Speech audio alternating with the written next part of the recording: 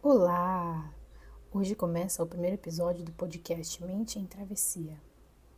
Muito prazer, meu nome é Lara. Mente em Travessia é o meu canal que eu criei primeiro no YouTube e quando eu criei esse canal eu pensei em várias coisas, mas uma delas é ter um espaço onde eu compartilho reflexões sobre a vida, sobre sentimentos, sobre emoções, aprendizados, experiências pessoais minhas, e trazendo também a mente em seu processo de travessia em busca de uma vida melhor, né? De uma consciência, de um autoconhecimento. Então aqui vão existir vários assuntos sobre a vida. Se você também sente que está nesse processo, né, de se tornar a sua melhor versão, esse podcast é para você. Então eu espero que você goste.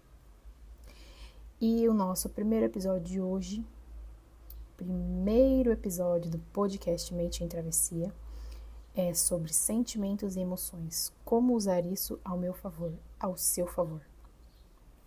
Eu vou começar explicando primeiro o que são sentimentos e emoções e como eles funcionam no nosso corpo.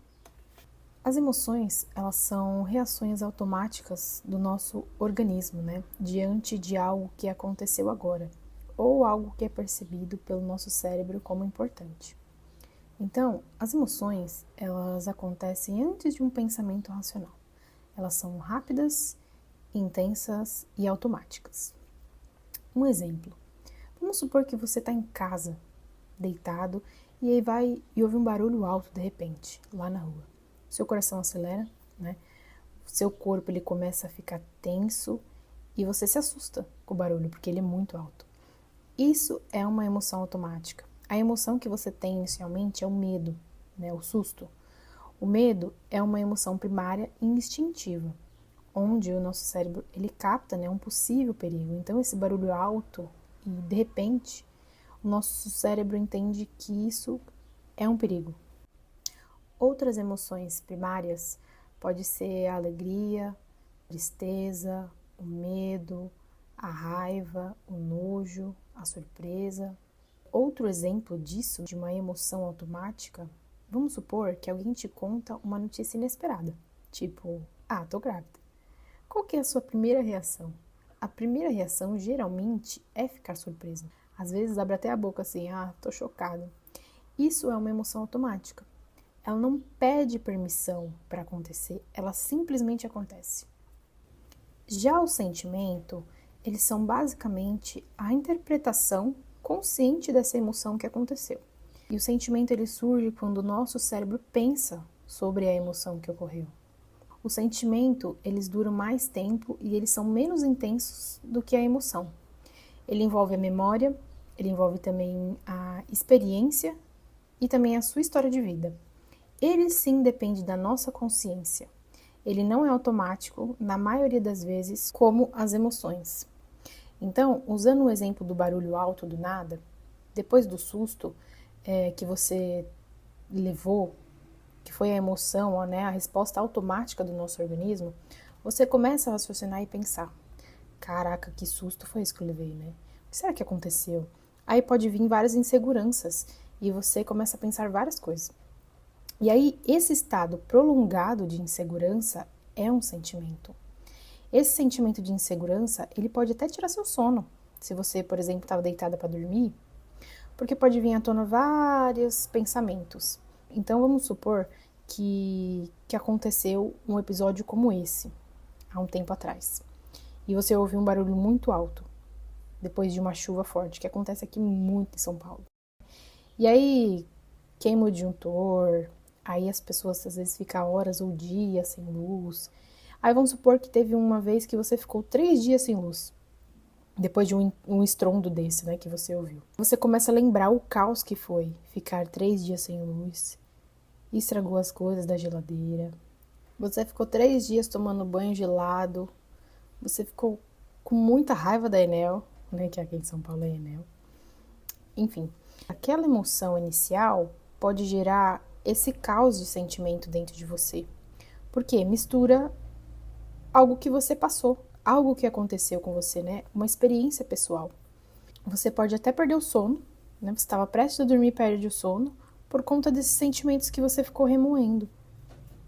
Então, resumindo, as emoções são uma resposta automática do nosso organismo, né, do nosso cérebro, e os sentimentos é a nossa experiência pessoal que vem após essa emoção inicial. E como você pode usar isso ao seu favor? A virada de tudo isso, ela acontece quando você para de lutar contra o que você sente e começa a usar a emoção como uma informação. Então, a emoção, ela está sempre apontando alguma outra coisa, né? Pode ser um limite ultrapassado, uma necessidade ignorada, uma verdade que você sempre pode estar evitando. Então, por exemplo, a ansiedade é algo que pede atenção. Ela não é só o excesso de futuro. Ela costuma aparecer quando alguma parte da nossa vida está pedindo atenção e não está sendo escutada. Então, a ansiedade ela surge quando algo importante está sendo adiado e você pode estar se desconectando de si, pensando em uma situação específica. Sabe aquele problema que você está adiando para resolver? Só que aí você sempre fica ansiosa lembrando daquilo. Precisa ser resolvido. E é por isso que eu digo que a ansiedade ela é algo que pede atenção. Porque enquanto você não resolver essa situação, a ansiedade ela pode surgir em vários momentos do dia e te prejudicar cada vez mais. Se pergunte, o que em mim está pedindo presença agora? A ansiedade, que é uma emoção, para não desencadear sentimentos repetidos, precisa ser reconhecida e acolhida de uma forma consciente, sabe? Esteja no estado presente, sem ficar querendo controlar ou pensar no que ainda pode acontecer lá no futuro, porque pode acontecer ou não. E aí você fica trazendo sentimentos e mais sentimentos, e aí essa ansiedade se transforma em um monstro. Já a raiva, ela pode surgir quando algo ultrapassou um limite físico, ou emocional, ou simbólico, mesmo que esse limite nunca tenha sido dito claramente, né? Quando você nunca externou para a pessoa qual era o limite que deveria parar ali.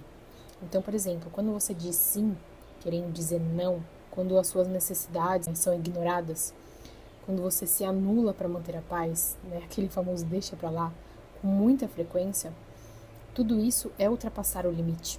Se houver desrespeito, uma invalidação de você, um excesso de cobranças, tudo isso pode ser a causa da raiva.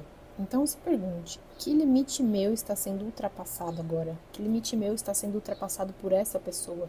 Para que não se transforme em culpa, explosão ou um ressentimento acumulado, precisa ser reconhecida e canalizada de uma forma consciente, para que você não ataque a pessoa, para que você se posicione, para que você se proteja de uma melhor forma, para que essa raiva não seja prejudicial a você, né? Porque a partir do momento que os limites de outras pessoas ultrapassam o seu e você tem, assim, essa raiva acumulada, esse ressentimento, esses sentimentos ruins referente a isso, isso só vai prejudicar você mesmo. Jamais se comprometa com você mesmo para agradar os outros. Não se prejudique para agradar as pessoas. Você se reconheceu nisso e não tinha escutado ainda esse podcast e a raiva já está aí acumulada? Use essa raiva para estabelecer limites saudáveis, ou como motivação, ou para mudar uma situação, né? A raiva ela pode nos impulsionar também para sair da zona de conforto. Então pode ser que um relacionamento que você já não aguenta mais, algumas situações, e a raiva ajuda você a tomar uma decisão. Seja terminar esse relacionamento que não te faz bem, ou estabelecer um limite entre vocês. Isso usando o relacionamento de exemplo. Agora vamos supor que seja no seu trabalho.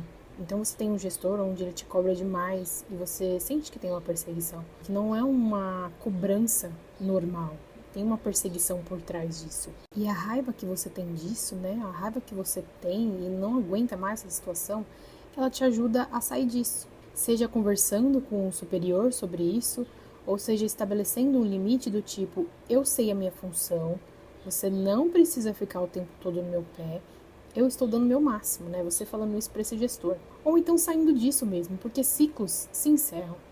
Às vezes essa situação pode ser a vida te impulsionando para fora. E se você for uma pessoa consciente, você vai conseguir entender isso. Você não vai ficar quebrando a cabeça, chorando e insistindo em um ciclo que deveria ter sido encerrado já faz tempo. A tristeza é algo que precisa ser elaborado. A tristeza é a emoção que nos convida a olhar, parar, refletir, sobre as experiências que não puderam ser digeridas no momento em que elas aconteceram. Pode ser algo ou alguém que você considera muito importante.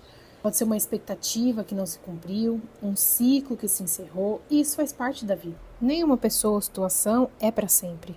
Quando a tristeza se repete por muitos dias, por muitas semanas ou muitos meses, algo dentro de você precisa aceitar como foi, e não como você gostaria que fosse. Então, no seu momento de consciência, se pergunte: o que em mim precisa ser acolhido, despedido ou integrado agora? Essa emoção, que não se transforme em apatia, desânimo, um vazio existencial ou até uma depressão a longo prazo, precisa de tempo, precisa de espaço e também de permissão para ser sentida. Não racionalize a tristeza, porque nem todos os questionamentos que nós temos na vida vão ter uma resposta. E a frustração pela falta dessa resposta pode agravar a tristeza. Mas não reprima essa tristeza. Sente ela um pouco. Mas depois você se levanta e vida que segue. Você começa a reavaliar os seus objetivos de vida. Porque, como eu disse, essa tristeza a longo prazo, se sentida há muito tempo, ela pode virar uma depressão. Então, nomeie e aceite as emoções que surgirem. Não tem como controlar elas, mas dá para amenizar. Primeira coisa, identifique a emoção que vem. Então, antes de você agir, pare e dê um nome para o que você está sentindo. Exemplo, eu estou com raiva. Eu estou começando a ficar ansiosa. Isso é identificando a emoção. Segundo, não reprima isso. Tentar evitar emoções que viram sentimentos desconfortáveis pode fazer com que eles cresçam cada vez mais. Então, aceite a emoção como parte do momento, sem se apegar a ela. Pense como se fosse uma pessoa passou do seu lado na rua e esbarrou em você. Você vai ficar colocando sentimento naquilo? Você vai ficar remoendo porque a pessoa esbarrou em você? Não. Pense como algo que fez parte, A pessoa estava lá andando, não te viu e esbarrou em você. E não dê tanta importância e nem intensidade para isso. E por último, quando você perceber que se repete muitas vezes, se pergunte: por que eu estou sentindo isso? E também, o que essa situação me ensina? Quando você conversa com você mesmo, com seus sentimentos e faz questionamentos, você entra em uma consciência emocional. E quando existe consciência, as chances dessa emoção se repetir do mesmo jeito diminui. Use os sentimentos ao seu favor e não contra você. Questione a história que está sendo contada para você mesma sobre aquilo que você sentiu. Porque o sentir, ele é inevitável, acontece. Mas o repetir padrões, não. Aí já é teimosia da sua parte. Porque você sabe que ficar remoendo aqueles sentimentos, ficar trazendo novamente à tona aquela história que aconteceu com você lá no passado e se repete, essa repetição acaba sendo uma teimosia sua. Como que muda esse padrão? Como que muda isso? Trazendo consciência para a história. Se você deixar que o pensamento venha e você dê forças àquilo, essa história que era para ter ficado lá no passado, ela vai ficar para sempre no presente. E o nosso cérebro, ele não entende o que é lembranças, o que é presente, o que não existe. E é como se você vivesse a mesma história todos os dias, porque você lembra dela, dá intensidade a ela sempre. Desde já, muito obrigada por você ter ficado até o final. Se você gostou, se inscreva no canal para ouvir mais episódios de podcast como esse. Um grande abraço e até a próxima.